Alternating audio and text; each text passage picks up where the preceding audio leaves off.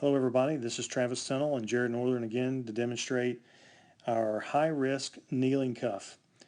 This is a different version of our kneeling cuff, and this is for when you have reasonable suspicion to believe that they have a firearm and it's in the small of their back. For obvious reasons, if we're going to apply handcuffs, we don't want to order them to put their hands in the small of their back if we perceive that they have a firearm back there. So we will put the hands on top of the head. You're doing a high-risk stop, you could use this technique. And for the aforementioned reason with the firearm and a pancake, you could also use it. A lot of the same principles apply as far as getting the handcuffs out, making your approach as the kneeling cuff and the standing cuff. So I would suggest that you watch those two videos before you watch this one. Sir, you're under arrest at this time. Put your arms out to the side, palms facing me. Turn around until I tell you to stop. Stop. Go down one knee. Go down the other. Cross your feet at your ankles. Sit back on your feet. Put your hands on top of your head and interlace your fingers. Do not move. Do you understand? Yes. Once again, the handcuffs come out high level. Make sure both single bars are facing towards the front, and I make my approach. You'll see that I have stepped on top of the foot just like I did in the kneeling cuff. This time, I'm coming over the top with this grip. I'm going to try and grab as many fingers as I can. You'll see my fingers on top and my thumb is on the bottom. If I can grab that whole hand, that's fantastic. I just want to be able to control those hands. I want to be able to make it difficult for him to separate his fingers, and by squeezing his fingers, it makes it more difficult for him to do that.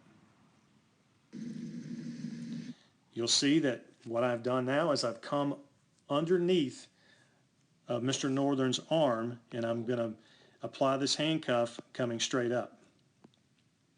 My forearm is kind of in his armpit area, and we do this so that it ends when we get finished with it.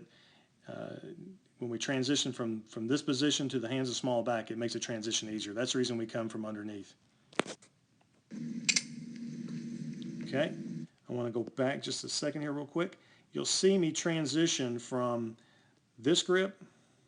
I'm going to have to slide my hand off and come down the wrist just a little bit so that I can pull those fingers apart, because I am going to have to do this for him. Okay, you see that I've transitioned now down to the wrist. I'm pulling the fingers apart, and that hand is going to rotate in my hand as I come around. Okay, when we come down here to the bottom and meet, this grip on the handcuff doesn't change. That's the reason we come up from underneath, because it makes it easier to control this handcuff.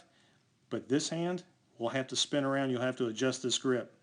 Now, once you get down to this point, you're going to end up in a stacked handcuff position, and that's okay.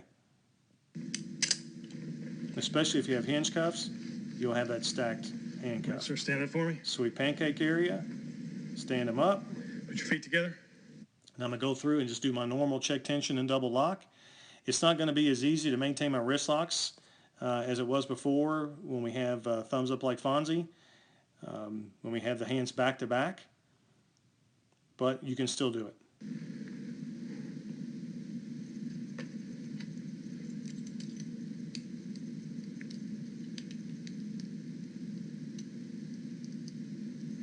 Making sure it's double locked. Now you see I have to kind of come under and find that hand, so that's where it's not as easy to swim over. We have to adjust our swim over technique. Make sure they're locked, swim back over, and we're finished. So that's our high-risk handcuff, high-risk stop, felony stop, whatever you want to call it, or if we perceive, we have reasonable suspicion to believe that they have a weapon in the pancake area.